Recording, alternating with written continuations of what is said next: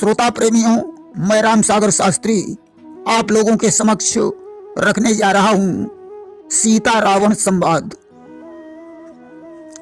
सज्जनों, जिस समय हनुमान जी अशोक वाटिका में पहुंचकर वृक्ष के पत्तों में छुपकर बैठ गए और विचार करने लगे कि माता सीता के दुख को किस प्रकार दूर किया जाए, उसी समय वहां बहुत सी स्त्रियों को साथ में लेकर सज धज कर रावण आ गया।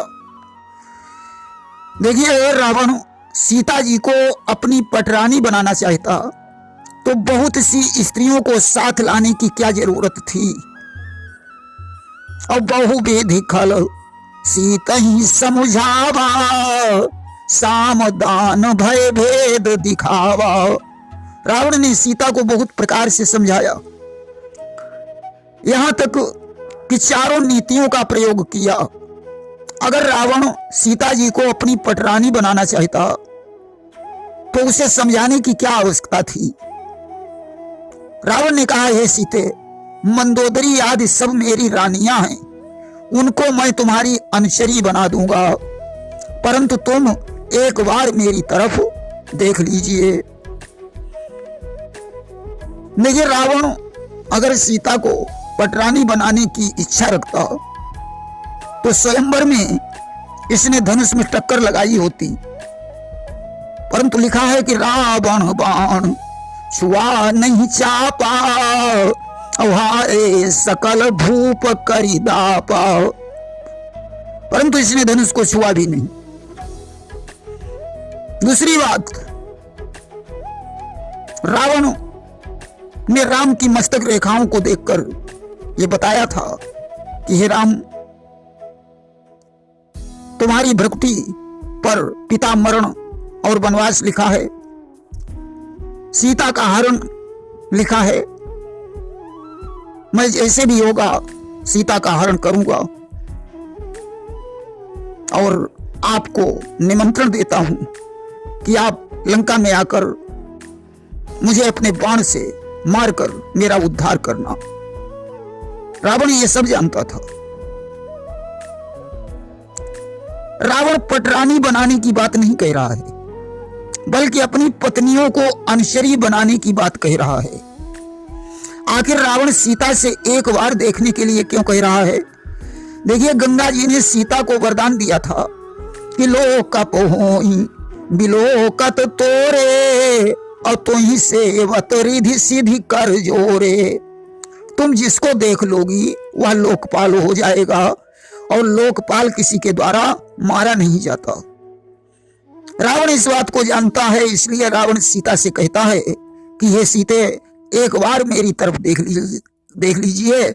सीता जी तिनके की ओट लेकर कहती हैं कि खल नहीं सुधी रघुवीर बाण की। हे दुष्ट रावण, क्या तुझे रघुवीर के बाण की याद नहीं है?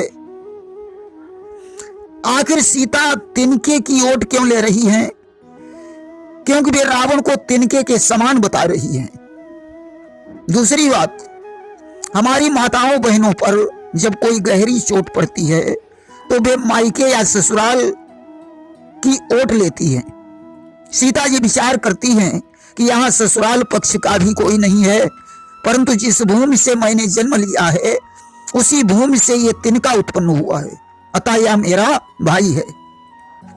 अस्तु सीता जी तिनके से कहती हैं कि तुम हुई जाओ बीच महु भाई, और हम रावण को देई समझाई। हे भैया तिनका, तुम बीच में हो जाओ जिससे मैं रावण को समझा सकूं कि हम समझाई देही खल एही, और इसलिए तृण धरी ओट कहती बे देही। देखिए, सीता जी आदि शक्ति का अवतार हैं कि मन मासीय करत अनुमाना, मोर क्रोध ब्रह्म नहीं जाना। सीता जी जानती हैं कि मेरे गुस्से को ब्रह्मा भी नहीं जानते। वे विचार करती हैं, अगर मुझे गुस्सा आ गया तो रावण जलकर भस्म हो जाएगा। क्योंकि जिस समय सीता जी का विवाह होकर आया था उस समय कौशल्या ने हल्दी पीसने की रस्म की। सीता जी सिल पर हल्दी की गांठ रखकर ज्यों बटना मारती थी, गांठ उटक कर आंगन में जाकर गिरती थी। आज तो उन्हें क्रोध आ गया और ज्यों गुस्से की नजर से उन्होंने गांठ की तरफ देखा, गांठ जलकर भस्म हो गई। उस समय कौशल्या ने सीता जी से एक वचन लिया था कि बेटी, जिस नजर से तुमने हल्दी की गांठ को देखा है वैसी नजर किसी पर मत डालना। आज तो सीता जी तिनके की ओट इसलिए ले रही हैं कि जो हम कहू गुस्सा चढ़ी है और जरी है तृण रावण बच जई है। अगर मुझे गुस्सा आ गया तो तिनका जलकर भस्म हो जाएगा, रावण बच जाएगा। और यही विधि आज बचाबहु यही, और इसलिए तृण धरी ओट काति बे देही। अगली बात, तृण का अर्थ है घूंघट। घूंघट 5 तरीके का होता है कि मुख झापन सारंग बदन चंड अंगोछा जौन विजय करण यरुक्षय करण तुलसी तृण है तौन। इतना बड़ा घूंघट जिससे मुंह झप जाए उसे मुख झापन कहते हैं। सारंग बदन का मतलब है घोड़े के मुंह के इतना लंबा घूंघट। चंड अंगोछा का मतलब है कान पर धोती चढ़ा लेना। विजय करण का मतलब है पल्लू से विजय का आशीर्वाद देना। क्षयकरण का मतलब होता है पल्लू पसार कर उसके विनाश की कामना करना। आखिर सीता जी यह बात क्यों कहती है कि तुझे रघुवीर के बाण की याद नहीं है? सीता जी कौन से बाण की याद दिला रही है? नंबर 1, राम जिस समय बचपन में भाइयों के साथ खेल रहे थे उस समय साधु का वेश बनाकर रावण राम का हरण करने के लिए आया। राम और भरत दोनों एक जैसे थे। इसने भरत को राम समझकर उनका हरण कर लिया। भरत जी चिल्लाए, भैया राम मेरी रक्षा करो। उस समय राम ने रावण के ऐसा बाण मारा कि वह लंका में जाकर गिरा। 7 दिन बाद जिसकी मूर्छा नष्ट हुई। सीता जी उस बाण की याद दिला रही हैं। नंबर 2, एक बार रावण ने कुशध्वज की पुत्री वेदवती का हाथ पकड़ा और उसे लंका ले जाने का विचार किया। उस समय वेदवती की करुण पुकार सुनकर राजा रघु ने ऐसा बाण मारा कि रावण लंका में जाकर गिरा। आज तो सीता जी उस बाण की याद दिला रही हैं। नंबर 3, एक बार रावण पुष्पक विमान में बैठकर सरयू में स्नान करने के लिए पहुंचा और 10 सिर ते ही भुज 20 पसारा और बंद भई सरयू की धारा। इसने अपने 10 शीश और 20 भुजाओं को फैलाकर सरयू की धार बंद कर दी। अब तो अयोध्या डूबने लगी।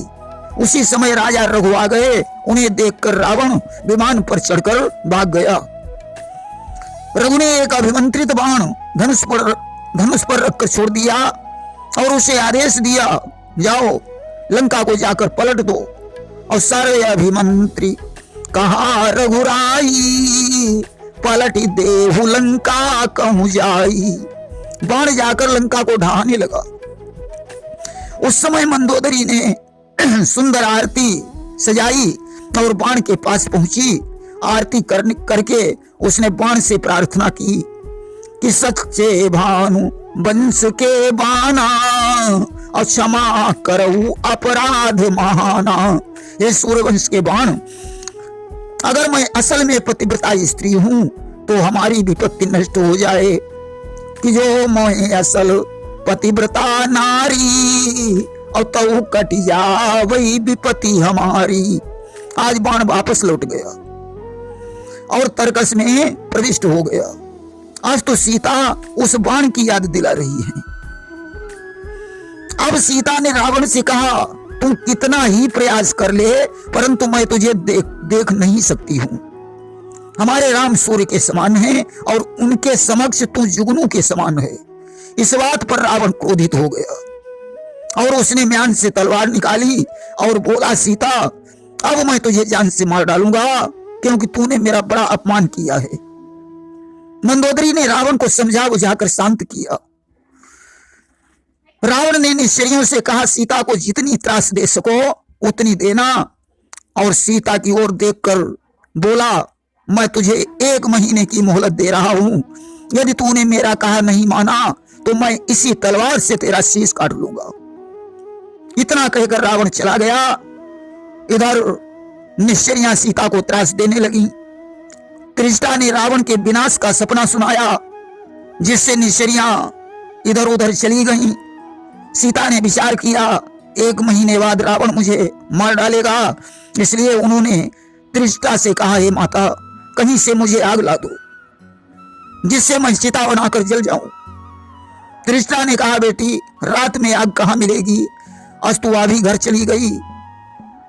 तब सीता चंद्रमा और तारों तथा वृक्षों से आग मांगने लगी।